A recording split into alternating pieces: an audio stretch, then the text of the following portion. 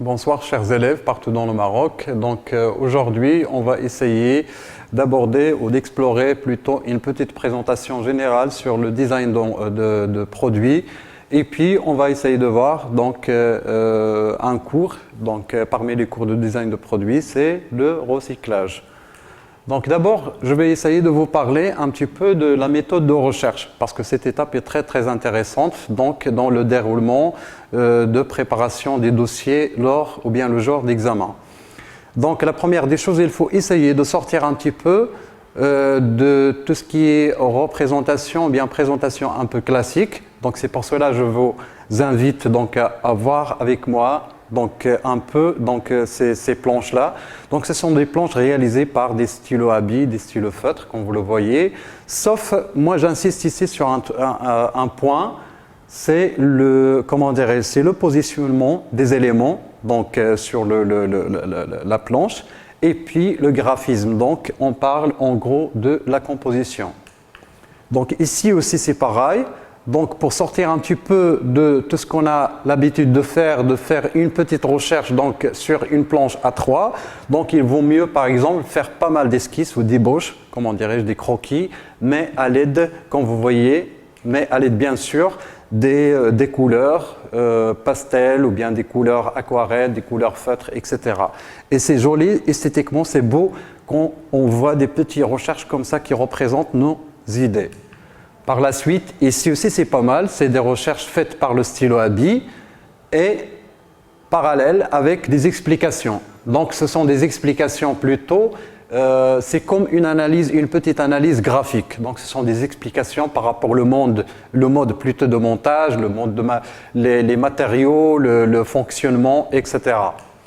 Et puis là aussi, c'est une autre méthode. Moi, je vous invite plutôt vraiment de suivre ces méthodes-là. Ce sont des méthodes réussites. Donc, regardons par exemple, c'est un travail final à l'intérieur, posé à l'intérieur. Et puis, à côté, ce sont des vues en perspective.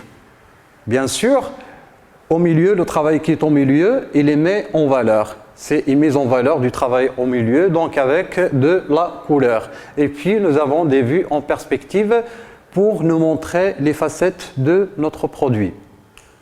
Et puis, là aussi, c'est une autre méthode, sauf que là, il y a un point nouveau, c'est le support. Donc, il faut essayer aussi de penser, quand on fait des recherches, de penser bien évidemment au support. On peut changer la couleur et ça donne de l'esthétique à notre travail. Bien sûr, vous voyez, c'est un papier marron et sur lequel on a bien sûr travaillé avec le pastel, des couleurs pastel et du crayon.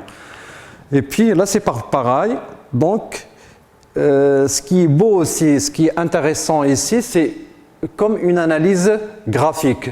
Parce que là, c'est un dessin, on essaye d'analyser le dent et les composants de cet élément qui est la souris. Donc, c'est bien aussi de faire des recherches pareilles.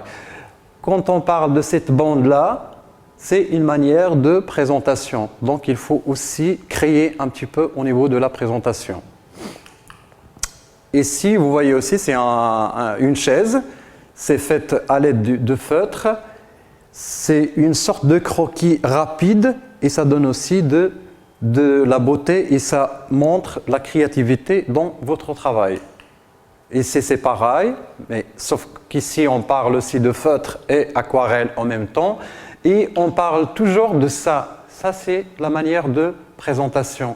Il faut mettre un support un peu noir, contrasté avec notre modèle ou notre produit pour le mettre plus ou moins en valeur. Là aussi c'est pareil, comme on a dit tout à l'heure, donc il faut essayer de faire une petite variation au niveau de couleur de vos supports et ça donne de l'esthétique bien sûr au travail. Surtout, j'aimerais bien encore, parce que là j'ai essayé de vous donner des conseils avant de commencer le cours de recyclage. Il faut bien travailler les recherches parce que c'est une étape très intéressante dans le dossier.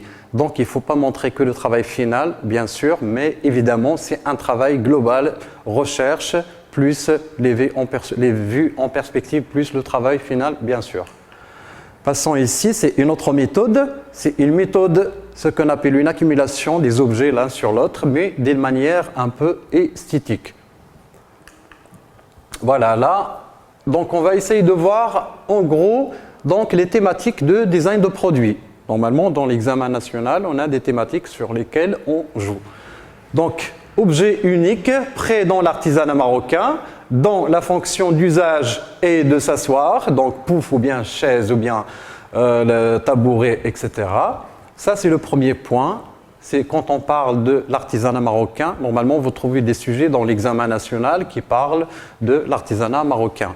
Donc, et vous trouvez aussi qu'il vous est demandé de faire la création d'une pouffe ou bien chaise ou bien tabouret. Et puis, un objet d'art traditionnel, prêt dans le secteur de l'architecture traditionnelle, zellige, éclairage, etc. Donc là, évidemment, vous êtes demandé de faire l'inspiration de soit zellige ou bien éclairage, etc. Tout élément qui a un rapport avec, bien sûr, l'objet d'art traditionnel. Et puis, en partant objet industriel de grande série, quand on parle de grande série, bien évidemment, on parle d'objet unique ou bien à unique série. Donc, objet industriel de grande série pris dans les productions exemplaires de grands designers dont la fonction est de ranger et présenter. Range CD, utilitaire, rangement, bureau, range, chaussures, ou bien range documents, présentoir, etc. Ça, bien sûr, vous trouvez ça dans l'examen. C'est le genre de questionnement, bien de questions que vous allez affronter dans les examens. Et puis, objectif industriel de grande série. Donc, on a parlé plus ou moins de production. Donc, on a parlé de les objets industriels de grande série. Et puis, qui ont dans la fonction plutôt et le confort collectif comme mobilier urbain, le banc, poubelle, grille, corsette, puis arbre, signalétique d'information, éclairage public, etc. En gros, là, c'est un peu les éléments que vous allez affronter un peu dans l'examen national.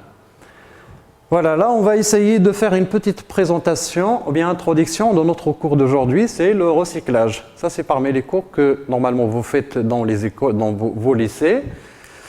Donc, le recyclage, on va essayer d'aborder d'abord une définition du mot recyclage. Donc, le recyclage est un procédé de traitement des déchets industriels bien sûr, ou bien ordures ménagères, donc qui permet de réintroduire donc, dans le cycle de production d'un produit. Des matériaux donc, qui composaient un produit similaire arrivé en fin de vie ou des résidus de fabrication. Puis le recyclage normalement a deux conséquences écologiques majeures. Donc la première conséquence, c'est la réduction de volume de déchets. Donc bien sûr, avec notre effort, quand on fait un design ou une conception de produits, etc., dans ce côté de recyclage, bien sûr, on participe à la réduction plutôt des volumes de déchets dans le monde entier. Et donc, la pollution qu'il causerait, donc certains matériaux mettent des décennies, voire le siècle, pour se dégrader.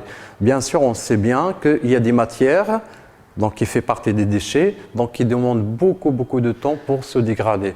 Donc, avec cette manière de faire des meubles ou bien des produits en général, avec cette thématique, donc ça c'est un avantage. Donc, la préservation des ressources naturelles, puisque la matière recyclée est utilisée donc à la place de celle qu'on aurait d'extraire. Donc ça c'est un avantage parce qu'on a déjà une matière, donc au lieu d'aller fabriquer une matière donc pour fabriquer un produit, donc on a déjà une matière donc qui existe, donc c'est le déchet. Donc ça c'est un avantage aussi au niveau de frais et au niveau de coûts. Donc là on va essayer de voir une méthode. Donc on va déjà parler de la forme et les matériaux, donc de chaque objet. Donc ça c'est un exercice bien sûr que vous pouvez toujours faire dans vos maisons. Donc ici c'est une fonction d'usage. Quand on parle de cet objet-là, donc on parle d'une fonction d'usage. Mais quand on parle de cet objet-là, bien sûr on parle de fonction d'estime. Et surtout qu'on parle de résultat final. Donc on a une lampe veilleuse par exemple, plus ce matériau donc, qui nous donne enfin plutôt une lampe veilleuse donc recyclée. Et puis là, bien sûr, c'est le même exercice.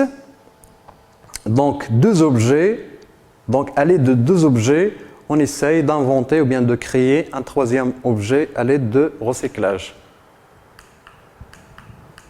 Voilà, et puis, toujours dans le même thème, donc nous avons ça, une boîte plus une lampe, donc qui nous donne enfin une lampe recyclée.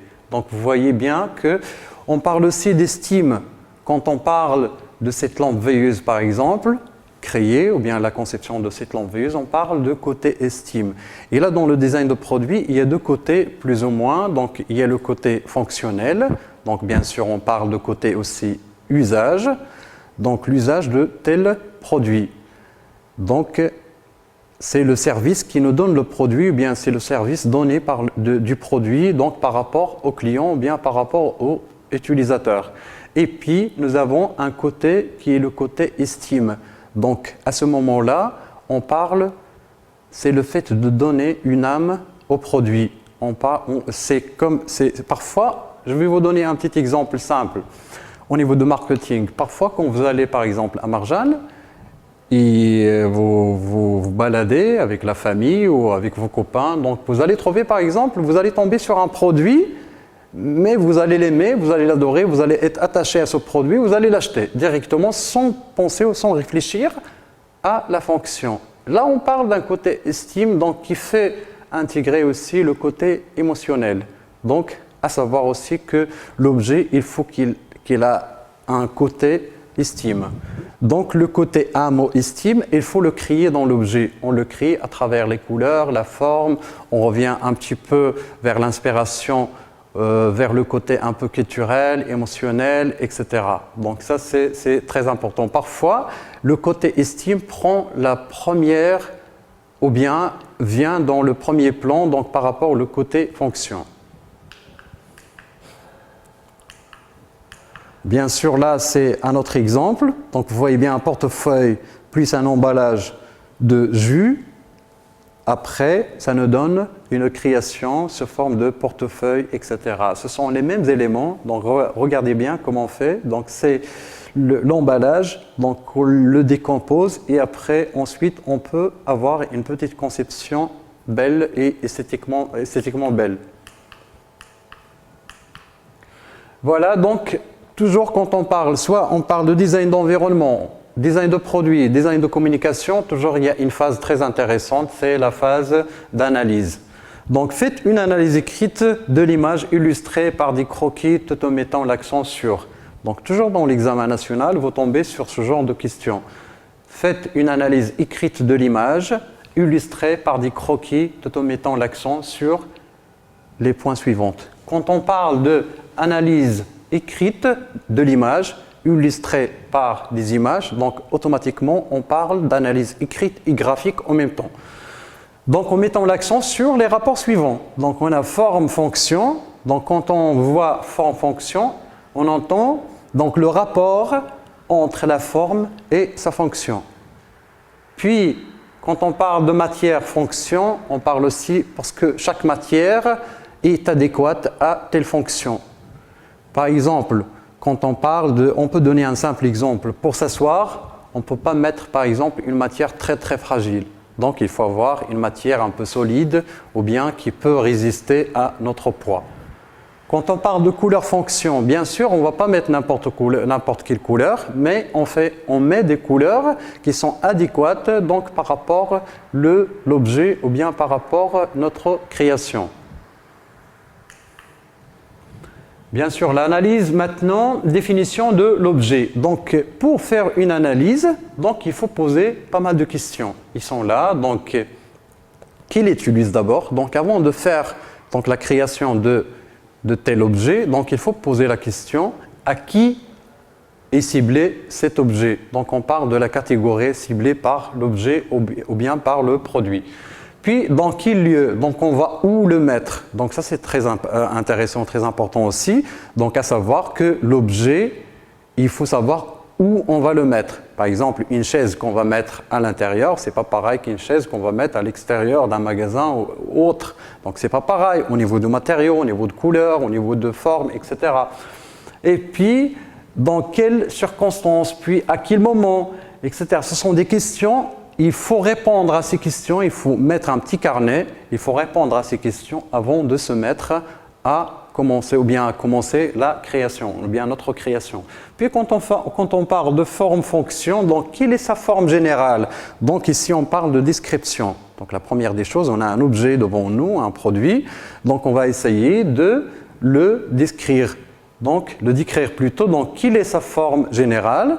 Donc bien sûr, chaque produit a une forme unique, donc il faut la définir. Y a-t-il un rapport entre sa forme et sa fonction? Bien sûr, parfois on trouve, ou bien la plupart du temps on trouve un rapport fort entre la forme et la fonction de l'objet.